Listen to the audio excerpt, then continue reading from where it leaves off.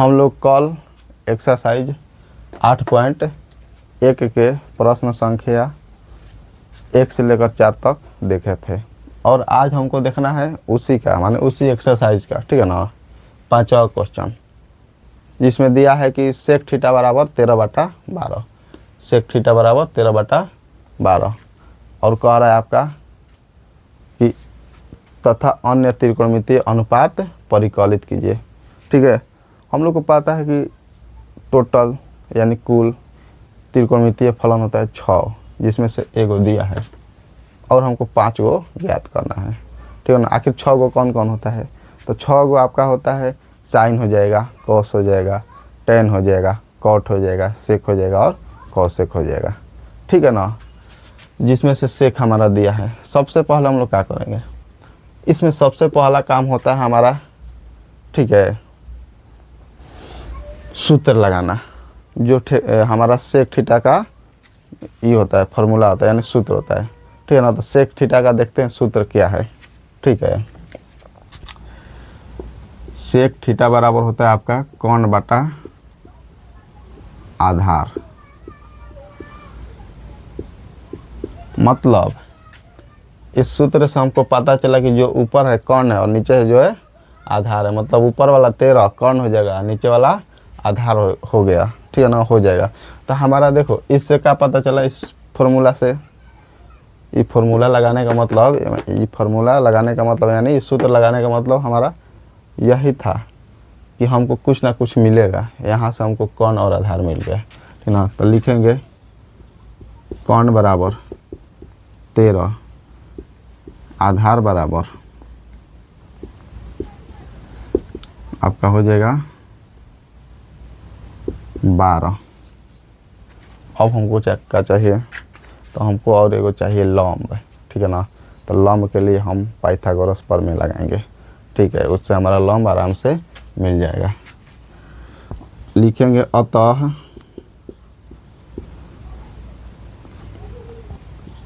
Pythagoras प्रमेय से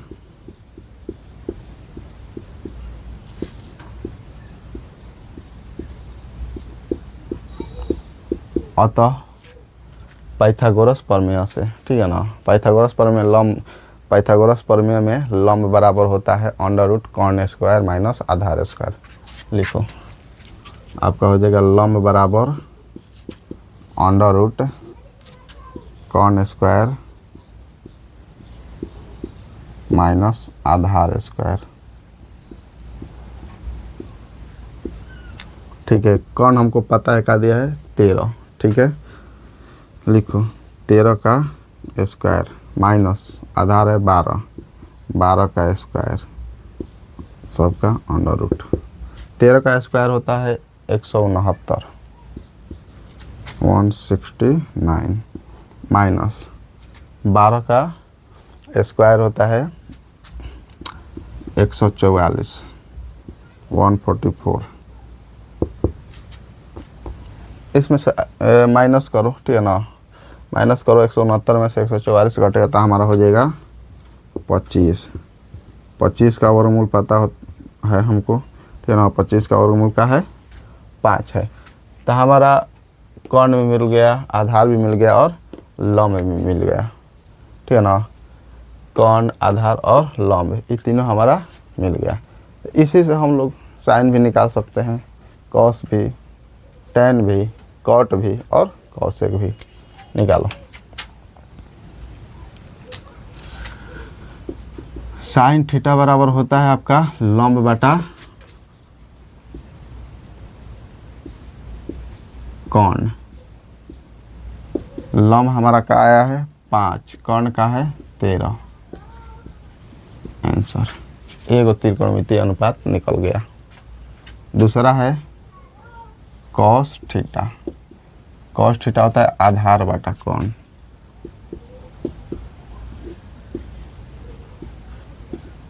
आधार का है हमारा 5, कोण क्या है, सॉरी आधार का है हमारा 12, कोण क्या है 13। ये निकल गया। तीसरा है टैन थीटा। टैन थीटा होता है लंब बटा आधार।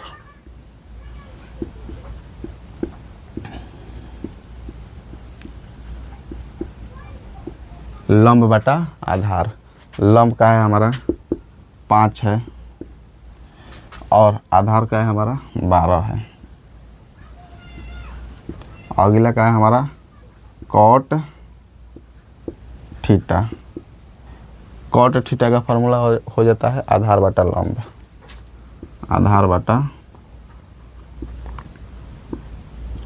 लंब, ठीक है। यानी आधार हमारा दिया है 12, लंब दिया है 5, ये हो निकल गया। उसके बाद है कॉसेक थीटा, ठीक है। कॉसेक थीटा, कॉसेक थीटा का फार्मूला हमारा हो जाएगा कॉन बटा लंब। यानी कॉन क्या है हमारा 13 है, लंब क्या है हमारा 5 है, ठीक है। देखो एक हम गलती लगा दिए हैं, ठीक है ना। गलती गलती गलती गलती ना, गलती ना, ठीक है ना, सब ठीक है। हम इसको सेक सोच लिए, सेक ना है कॉट है। कॉट थीटा बराबर आधार बटा लंब ही होता है, ठीक है ना। और कॉसेक थीटा बराबर कॉन बटा लंब है, ठीक है। ऐसे ही हमारा अन्य जो है अन्य त्रिकोणमितीय अनुपात, जो आपका क्वेश्चन में कह रहा है कि अन्य त्रिकोणमितीय अनुपात निकाले, निकल गया, ठीक है ना। इसमें के इस एक्सरसाइज के जितना भी क्वेश्चन है आप लोग का त्रिकोणमितीय अनुपात पर ही है, ठीक है ना। तो इसको ध्यान दीजिए, आप लोग इसको बनाइए, ठीक है, ताकि आगे आप लोग का काम आएगा। चलो चलते हैं, इसके बाद देखते हैं, बोर्ड साफ करते हैं, उसके बाद अगला क्वेश्चन में हम लोग मिलेंगे। देखते हैं हम लोग 6 नंबर क्वेश्चन क्या कह रहा है, ठीक है।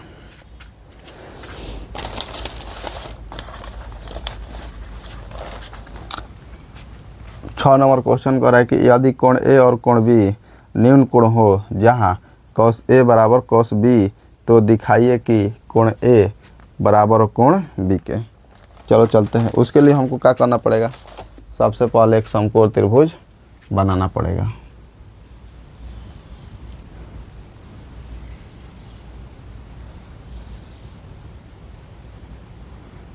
ए किसको किसको कहा है और बी को, बी सी। कोण ए और कोण बी को न्यून कोण कहा है, और आपका दिया है क्वेश्चन में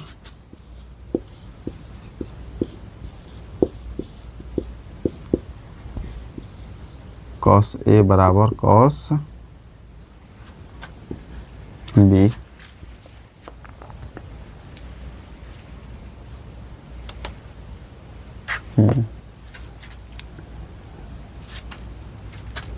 सिद्ध करना है।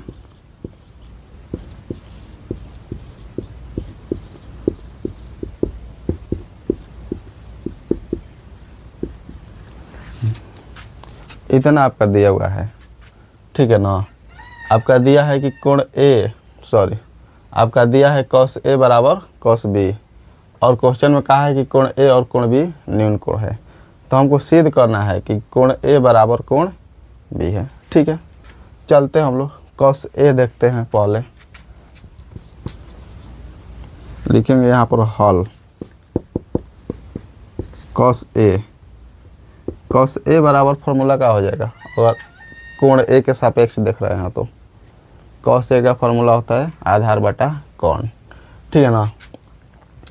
तो कोण ए के सापेक्ष देखेंगे तो ई का हो जाएगा हमारा लंब हो जाएगा, ई हो जाएगा आधार, ये हो जाएगा कोण, ठीक है। आधार कौन सा हो रहा है ए सी बटा कोण कौन सा हो जाएगा ए बी। इसको ले लो समीकरण 1। ऐसे ही हम देखेंगे cos बी मतलब कोण बी के सापेक्ष कह रहा है, ठीक ना। तो जब कोण बी के सापेक्ष देखेंगे तो ई का हो जाएगा हमारा, ई वाला हो जाएगा लंब, ई वाला हो जाएगा आधार। तो cos बी का फार्मूला आपका हो जाएगा आधार, यानी आधार कौन सा है बी सी बटा कौन है ए बी। इसको ले लो समीकरण 2। क्वेश्चन में हमारा दिया है cos A बराबर cos B। cos A का मान समीकरण 1 से लीजिए, AC बटा AB। cos A का मान समीकरण 1 से, क्योंकि यहाँ भी cos A है, तो cos A का मान हो जाएगा समीकरण 1 से AC बटा AB। AC बटा AB बराबर cos B का मान समीकरण 2 से, cos B का मान समीकरण 2 से लेंगे, ठीक है ना। BC बटा AB ब्रैकेट में लिख दो समीकरण 1 तथा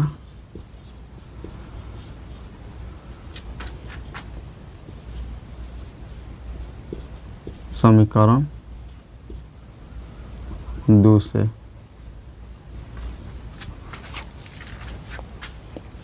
देखो तो बाटा वाला को काट देंगे हम, बाटा से बाटा जो रहता है एक जैसा रहता है, कट जाता है, ठीक है। तो क्या बचा हमारा AC बराबर BC। AC बराबर BC हो गया, AC बराबर BC, यह है AC, यह है BC, ठीक है। तो किसी भी त्रिभुज में, ठीक है ना, सम्मुख कोण क्या होता है, बराबर होता है। तो लिखेंगे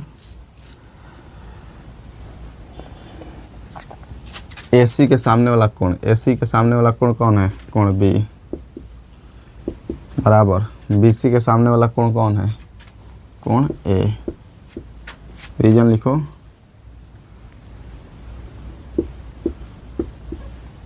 रीजन लिखिए, रीजन सम्मुख कोण बराबर होता है, सम्मुख कोण